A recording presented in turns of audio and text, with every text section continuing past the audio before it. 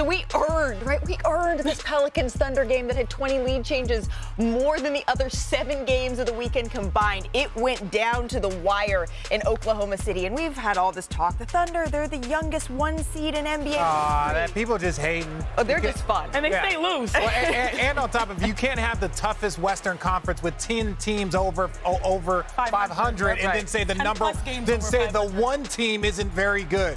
Come on now, people. Well, the Pelicans, they had every opportunity here with the game tied at 90. Offensive boards have been an issue for the Pelicans, or excuse me, for the Thunder this year. What were they doing? And this, I was screaming at my television. It's like you had 5, 6 attempts like that at was a it. pass. It's like, look, it was one of those things. Like Vince Lombardi said, look, if we can't get 1 yard, we don't deserve to win a football game. If you can't get a bucket at 6 attempts, you don't deserve it.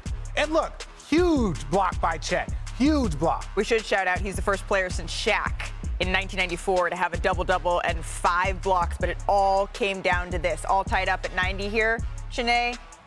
This is why a lot of people say he's MVP, because when the game matters most, he knows how to deliver, and he's the model of consistency.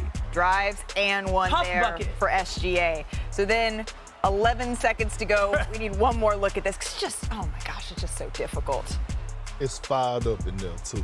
Thunder fans, they're a little nervous, They though. were barking in there. Because the Pelicans still have a chance. 11 seconds left. A 1-4 flat? Come on. This is coming out of a timeout. CJ loses the ball momentarily, but shout out the rookie and his great defense there. Great, outstanding defense. You could have run about 200 more plays. I couldn't. Any play other than that. That's why I don't coach, but no. Shai had 28.6 rebounds, 4 assists. Well, that's not the only reason, but he really showcased why he's an MVP finalist down the stretch of the game, right? He outscored the Pelicans by himself in that final 3 minutes and 30 seconds of the game, including that deciding bucket. This isn't new to him either, right? This is true to him. Over the last 2 seasons, Shai has made 8 go-ahead buckets in the final 35 seconds of a game. That is tied for the most by any player during that span with Trae Young. Moment of the weekend.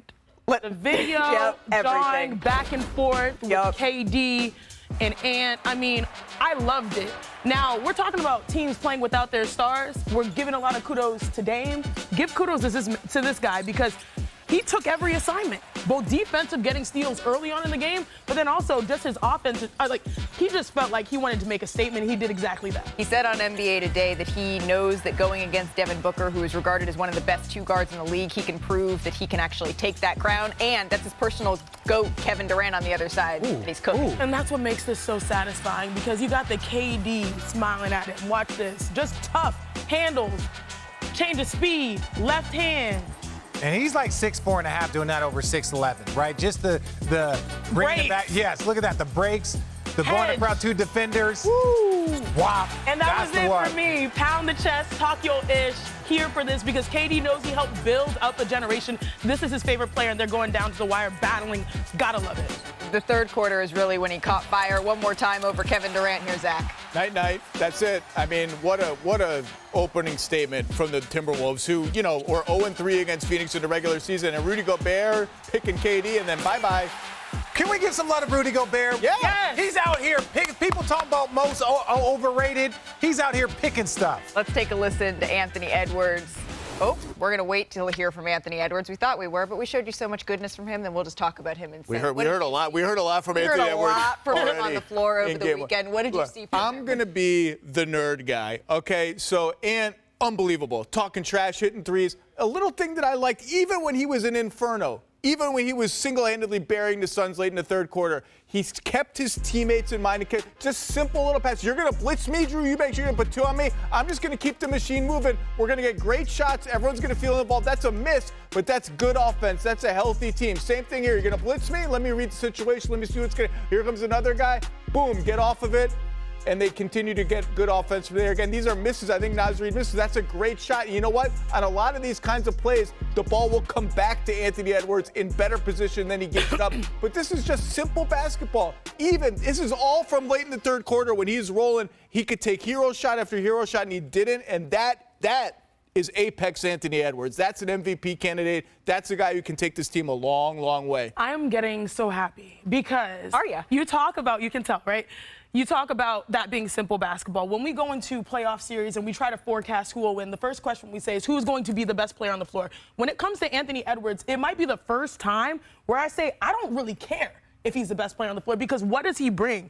His competitiveness is contagious. He gives you moments. He inspires his teammates to play hard no matter what the score is and no matter what the situation.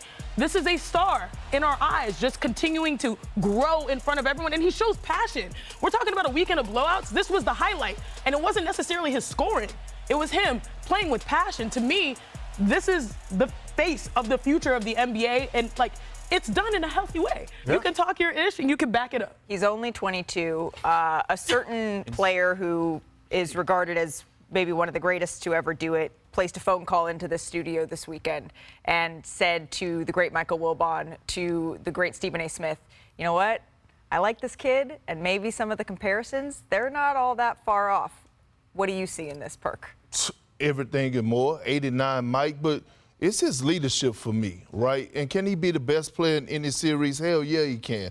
Can he be the future face of the NBA? Hell yeah, he can. Some people got, in their feelings because I said I never played with a young leader like that. You brought up the word contagious. It is contagious. When you're watching his emotions, his intensity, his tenacity, and it rubs off on Karl Anthony Towns. When I'm watching him slide his puppies guarding Kevin Durant. When it rubs off on Rudy Gobert, and I'm watching him slide his puppies on Kevin Durant. Kevin Durant is going to make tough shots. We get that. But the fact of the matter is they're putting forth the effort.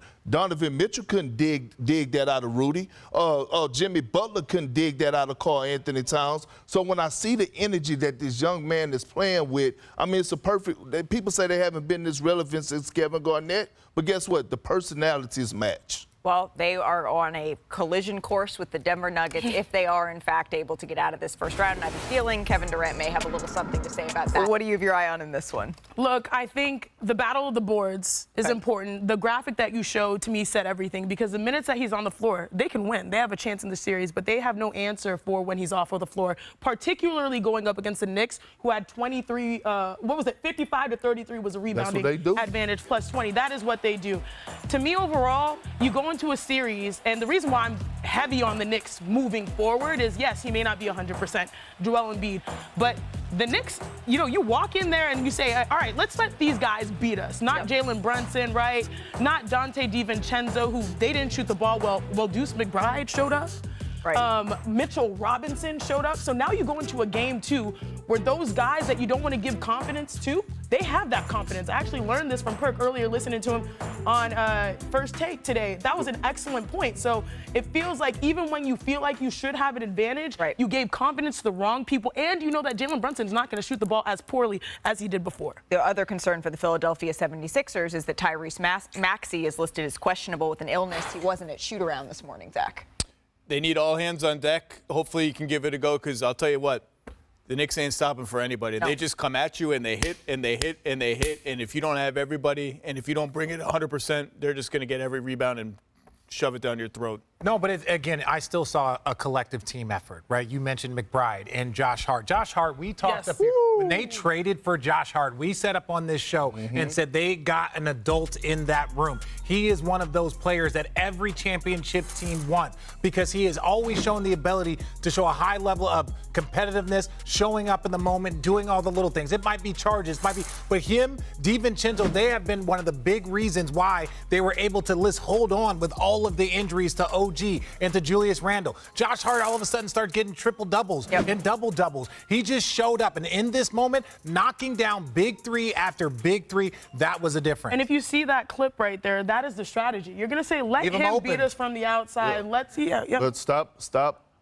Everybody in this playoffs, all the NBA fans out there, stop looking at the names on the back of the jersey and on the front of start looking at the names on the front of the jersey, because now you're going to learn something new about people that you don't know a damn thing about, because you probably haven't been watching the game of basketball. I just know the New York Knicks, Jalen Brunson, Dante DiVincenzo, to your point, Chiney, I don't think they're going to combine for 11 of 36 from the field again. So was that one of the 76ers' best chances?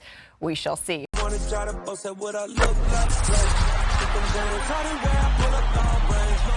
Jimmy NBA on ESPN.